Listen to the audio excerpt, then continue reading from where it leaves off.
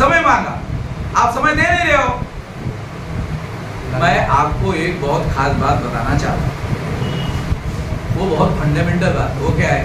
क्या आपको पता है कि पिछले लोकसभा के चुनाव में, 19 के लोकसभा के चुनाव में बीजेपी को केवल 37.5% वोट पड़े, 37.7% वोट पड़े। बीजेपी के वोट जो है 37.7% है। इसका दूसरा मतलब है कि फिर 62.3% वोट वाले चुनाव क्यों हार गए? मैंने पूछा तो उन्होंने कहा कि हम लोग यूनाइटेड नहीं थे, इसलिए हम लोग चुनाव हार गए। 62.3% लोगों ने मुझे कहा कि हम लोग यूनाइटेड नहीं थे, इसलिए चुनाव हार गए। The vote will go to them only. You are absolutely right. Now you just listen. इनके बारे में सुप्रीम कोर्ट का जजमेंट है कि कोई पार्टी, और क्या होता है जब ईवीएम के बारे में गड़बड़ी होती है, ऐसा कहा जाता है, तो बीजेपी के लोग कहते हैं कि लोग चुनाव हार गए इसलिए कह रहे हैं, मगर सुप्रीम कोर्ट पार्टी नहीं है। सुप्रीम कोर्ट ने 8 अक्टूबर 2013 को निर्णय दिया। सुप्रीम कोर्ट ने निर्णय दिया, ये कॉपी मैं आपको बता रहा हूँ सुप्रीम कोर्ट। उस निर्णय में उनका कहना है कि ईवीएम मशीन के द्वारा फ्री, फेयर एंड ट्रांसपेरेंट चुनाव नहीं हो सकता। फ्री, फेयर एंड ट्रांसपेरेंट चुनाव नहीं हो सकता। ये सुप्रीम कोर्ट का जजमेंट है 8 अक्टूबर 2013 का। फ्री, फेयर एंड ट्रांसपेरेंट चुनाव करने के लिए सुप्रीम कोर्ट ने पेपर ट्रेल मशीन लगाने का आदेश दिया,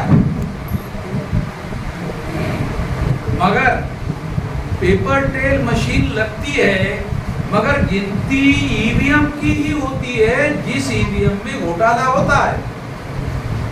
देखो ये बहुत इम्पोर्टेंट बात मैं कह रहा हूँ, जो लोगों को ये समझ में नहीं आता। लोग क्या सोचते हैं, अरे आपने कहा था पेपर ट्रेल मशीन लगाने के लिए, सुप्रीम कोर्ट ने पेपर ट्रेल मशीन लगाएगा, फिर आप क्यों चिल्ला रहे हो? अरे पेपर ट्रेल लगाया, मगर गिनती तो उसी ईवीएम की कर रहे हैं जिस ईवीएम में घोटाला होता है। तो ये आईवॉश करने का काम है, ये केवल आंखों में धूल झोंकने का काम है, क्योंकि आप पेपर ट्रेल लगाया मगर गिनती ईवीएम की कर रहे हो। रखा गया है, उनके नियंत्रण में सत्ता आनी चाहिए। परिवर्तन का मूल सूत्र आपको बता रहा हूं, जब तक ऐसा नहीं होगा, केवल सत्ता में हिस्सेदारी तो अभी भी एससी, एसटी, ओबीसी, माइनॉरिटी के लोगों को मिल रही, मगर उनके पास बोलने का भी अधिकार नहीं। कोई मिनिस्टर बोलता ही नहीं, एससी, एसटी, ओबीसी का मिनिस्टर अभी भी बोलता ही नहीं। क्यों? उनको ये लगता है कि पार्टी हमारी, मिनिस्टर जरूर हूँ मैं बीजेपी का, मगर पार्टी हमारी नहीं है, तो हमारे खिलाफ कार्रवाई पार्टी ही कर सकती है। पार्टी हमारी होनी चाहिए, लीडरशिप हमारी होनी चाहिए, रिप्रेजेंटेटिव हमारी होनी चाहिए, पॉलिसी हमारी होनी चाहिए, विचारधारा हमारी होनी चाहिए। ये 5 बातें जहाँ होगी वहाँ परिवर्तन होगा। तो ये जनता का ईवीएम पर भरोसा नहीं है, इस बात को शासक वर्ग को स्वीकार करना होगा, नहीं तो बहुत भयंकर परिणाम को भुगतने के लिए तैयार रहना होगा। मैं अभी से चुनाव के पहले बता रहा हूँ, बहुत भारी हिंसा होने का अंदेशा है। ये जो शासक वर्ग है, जो केवल अपने अंदर बदलाव कर रहा है, समाज में नहीं बदलाव कर रहा है, उनको बता रहा हूं कि अगर आपने जनभावनाओं को सप्रेस करने की कोशिश की तो बहुत भारी हिंसा का सामना करना पड़ेगा। अगर आप शांतिपूर्ण तरीके से परिवर्तन के लिए तैयार नहीं रहेंगे तो। और किसी भी लड़ाई में रणनीति होती है। रणनीति 2 शब्द से बना हुआ एक शब्द, रण और नीति। रण का अर्थ होता है युद्ध और नीति का अर्थ होता है नीति। तो युद्ध की कोई न कोई नीति होनी चाहिए। तो युद्ध की नीति अगर आज हम बीजेपी को परास्त करने लायक नहीं है और वो राक्षस बनने जा रहा है, तो राक्षस का पहले बंदोबस्त करना चाहिए ना। अगर हम अकेले ही राक्षस का बंदोबस्त करने के लायक नहीं है तो कोई न कोई रास्ता ढूंढेंगे, कोई न कोई रास्ता ढूंढेंगे। तो इंडिया गठबंधन के लोगों का प्रस्ताव हमारे पास है, अभी हमने हाँ नहीं कहा। हमारे साथ तो इंडिया गठबंधन के बहुत बड़े नेता, ये तो मुझे लगता है आप लोगों को सरकार को बताने की जरूरत नहीं। तो हमारे पास प्रस्ताव है, अभी हमने इसके बारे में कोई बहुत ज्यादा गंभीरता से सोचा नहीं है, मगर हमारे सामने अगर तीसरी बार भी बीजेपी चुनाव जीतकर आई तो क्या निगेटिव भारत में परिणाम हो सकते हैं, उसके बारे में हम आकलन कर रहे हैं। वो भयावह परिणाम संभवता दिखाई दे रहे हैं, तो उसको रोकने के बारे में स्ट्रेटेजी पर हम लोग विचार करेंगे। जल्दी ही ऑल इंडिया की राष्ट्रीय परिवर्तन मोर्चा की मीटिंग बुलाकर उस पर विचार करेंगे। चुनाव नहीं होता, एक खबर ही नहीं छापी। नेशनल मीडिया ने सुप्रीम कोर्ट के द्वारा दिया हुआ जो जजमेंट है उसकी खबर ही नहीं छापी। मैं दुख के साथ ये कहना चाहता हूं कि क्या नेशनल मीडिया एक खबर ना छापकर एंटी नेशनल मीडिया, ये राष्ट्र के हित की जो खबर है, जो सुप्रीम कोर्ट ने फैसला दिया था, वो खबर अगर सारे देश भर में छापी गई होती तो सारे देश के लोगों को मालूम हो गया होता कि ईवीएम मशीन के द्वारा फ्री, फेयर एंड ट्रांसपेरेंट चुनाव नहीं होता। आज देश में ईवीएम मशीन पर किसी का भी भरोसा नहीं है। वो बोले किसको दिया? ईवीएम पर भरोसा है, ईवीएम पर बीजेपी पर है, ईवीएम पर नहीं। तो ईवीएम पर आज के तारीख में किसी का भी भरोसा नहीं है। इस चीज को उजागर किया था कि जिस किसी के भी पास में हैकिंग की अगर कोई तंत्रिक योजना है या कर सकता है तो वो आके करे, इस तरीके का उन्हें ओपन किया। तो उस समय किसी ने भी ईवीएम हैक हो सकता है करके साबित नहीं कर पाया। आपके पास झूठी खबर आई है, हमारे पास वीडियो रिकॉर्ड है सारे के सारे। हैदराबाद का क्या नाम उसका? हरि प्रसाद सारे मशीन लेकर गया था। हरि प्रसाद ने वो चुनाव आयोग ने वो मशीन दी उसको और उसको खोल के देखा। देखने के बाद मुझे तो लगता था कि एक हफ्ता लगेगा इसको हैक करने में, मैं घंटे भर में ही कर देता। ऐसा बयान देते ही चुनाव आयोग ने उससे मशीन ले ली। ये बताया, ये वीडियो मेरे पास है। आपके पास खबर आई है, वो मीडिया वालों ने वो खबर नहीं दी। जिन्होंने 8 अक्टूबर 2013 का सुप्रीम कोर्ट के जजमेंट की खबर नहीं छापी, उन्होंने ही आपको आधी खबर दी। ये हुआ नाम के साथ बता रहा हूँ, हरि प्रसाद ने वो सब उधर गए थे। चुनाव आयोग ने जो चुनौती दिया था उसके सामने हुई थी बात, आमने सामने। ये सब हुआ जो आप कह रहे हैं वो गलत बात है। सरकार ईवीएम हटाना नहीं चाहती, चुनाव आयोग हटाना नहीं चाहता, कोर्ट इस संदर्भ में फेवरेबल नहीं, तो आगे क्या फिर?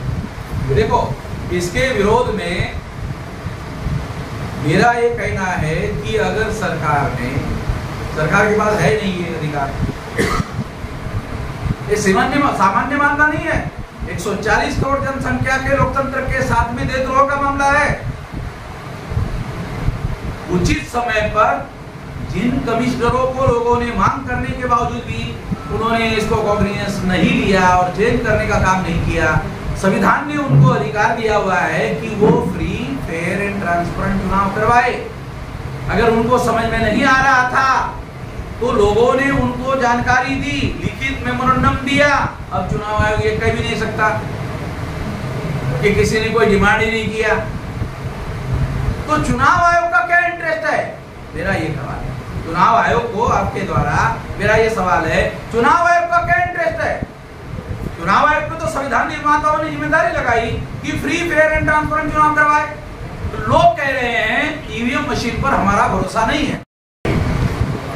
ये कर्जा लिए वाला शुरुआत तो करनी चाहिए, मगर वंचित आघाड़ी में मैं एक भाषण में बोला था, हमने शुरुआत करने का सोचा है। हमारे मैनिफेस्टो में जब तक इस देश का कर्जा वापिस नहीं होता तब तक इस देश महासत्ता बन ही नहीं सकता। घर पर अगर कर्जा है तो घर वो विकसित बन नहीं सकता। 45 लाख वोट लिए, इसका फायदा कुछ नहीं है। हमको ऐसा लगा विधानसभा में हमको यश प्राप्त हो जाएगा, मगर उसमें भी नहीं हुआ। इसका मतलब ये है कि हम जो कर रहे हैं उसको पूरे ताकत के साथ, पूरे दिमाग के साथ हम कर रहे नहीं कर रहे, इसका नतीजा ये निकला। हम अभी ये सोच रहे हैं, महाराष्ट्र में हम काम करते मेश्राम साहब जी, हमको बहुत अच्छा लगा। आप ये जो तीसरा मोर्चा, राष्ट्रीय परिवर्तन मोर्चा जो निकाले, हम इसके बारे में आपका बहुत बहुत धन्यवाद हम करते। इसलिए धन्यवाद करते हैं, कोई तो तीसरा दल इस देश में, कोई तो मोर्चा इस देश में बनना चाहिए। हम मोदी के और गांधी के विचारों में चलने वाले नहीं है। कांग्रेस का विचार बोला तो गांधी का, जो कांग्रेस वाले जो भी सोचते हैं और उनके साथ जाने वाले जो भी सोचते हैं, तो वो गांधी को प्रधानमंत्री बनाने के बारे में सोचते हैं। हम वो नहीं सोचते, हम गांधी को भी नहीं सोचते, हम प्रधानमंत्री मोदी को भी नहीं चाहते और गांधी को भी नहीं चाहते। इनको दोनों को हटा के अगर कोई बेशरम जैसा पावर डेलीगेट कर दिया और ये पार्लियामेंट ने पूरे पार्लियामेंट में तय कर दिया कि ये इलेक्शन कमीशन जो करेगा तो वो उनके उसको हम टोकेंगे नहीं, रोकेंगे नहीं, उसके लिए कोई रेजुलेशन पास करने की जरूरत नहीं। तब ये इलेक्शन कमीशन ने ये मशीन लाया, तब इसमें कांग्रेस जिम्मेदार है, खाली बीजेपी जिम्मेदार नहीं है। 99 में कांग्रेस थी जब ये मशीन आई, तब कांग्रेस में मैं नाम नहीं लेना चाहता था, मगर आज तुम्हारे सामने नाम लेता हूँ। इसलिए पहले से कौन ये मशीन कौन, मैं जब विलासराव के बच्चे के खिलाफ में खड़ा रहा, उस टाइम मैंने ये मशीन के बारे में पूरी 99 को तब मैं देखा, एक सॉफ्टवेयर इंजीनियर ने बात कर दिया, एक हैकर्स ने, कि तुम ये जीत नहीं सकती, इतना अच्छा माहौल रहेगी। मैं क्यों नहीं जीत सकती? तो ये मशीन हैक हो गया है, हम पूरा अलग कुछ कर सके तो ये मशीन बंद कर दो, अब चुन के आएंगे, अपना अच्छा वातावरण है। मैं बोला अभी कैसा कर सकता हूँ, तो मैंने आह्वान कर दिया, इलेक्शन में रीट पिटीशन में गया, इलेक्शन वाला process has been start, we have no any powers to stop the elections. 100 candidate का लोकसभा में इंटरव्यू लिया, उसमें से अच्छे लोग थे मगर उनको एज प्राप्त नहीं हुआ। इसकी वजह हमने देख लिया, क्या what is the reason behind the unsuccessful candidate, इसके सब बारे में सोचे और इसके बारे में सोच के अभी हमको पता चला है और हम बहुत दिनों से इनके साथ में जाने का हम सोच रहे हैं। जबकि पहली सी मीटिंग थी सितंबर के मीटिंग से हम उनके साथ जुड़े हैं। हमारे प्रतिनिधि नंदेश जामवाड़कर है, ये राष्ट्रीय उपाध्यक्ष है, समाज सचिव हमारे साथ में, वो लोग जाके दिल्ली में उन मेश्राम साहब से बात करके ये पूरा तय कर दिया कि अब हमारा मन बन गया है कि महाराष्ट्र में जो भी हमारे साथ 9 दल साथ में है, हम लगभग 9 दलों की पार्टी का एक गठबंधन महाराष्ट्र विकास समिति नाम देके उसको औरंगाबाद में एक महामोर्चा आने ने महामेलावा लिए थे। उस समय भी हमने यही बात कही थी कि हम मोदी और गांधी के बारे में नहीं सोचेंगे, ये खाली खुद के मतलब के सेल्फिश लोग हैं, इसमें ये दलों में बंटवारा करके काम अपना करा रहे हैं। मगर हम इन दोनों दलों के साथ जाने की हमारी मानसिकता नहीं है, हमारा मन नहीं कर रहा है। इसलिए हम तीसरी जो परिवर्तन मोर्चा है इसके अंदर जाके हम देश में और परिवर्तन के बारे में, जिन मूल निवासियों के बारे में मैं ज्यादा बात नहीं करता हूँ क्योंकि मेश्राम साहब और बहुत जवाब होने के हैं, वो या राष्ट्रवादी की हो, ये पार्टी क्यों टूटी, इसका एक उसके पीछे एक रीजन है। क्या रीजन हो सकता है उसके पीछे? ये केडर बस के कार्यकर्ते नहीं है, खाली मतलब के लिए पार्टी में आने वाले कार्यकर्ते हैं। इसीलिए उनको जो भी अच्छा लगता है, जब भी अच्छा लगता है, जैसा भी अच्छा लगता है, वो दल छोड़ देते हैं।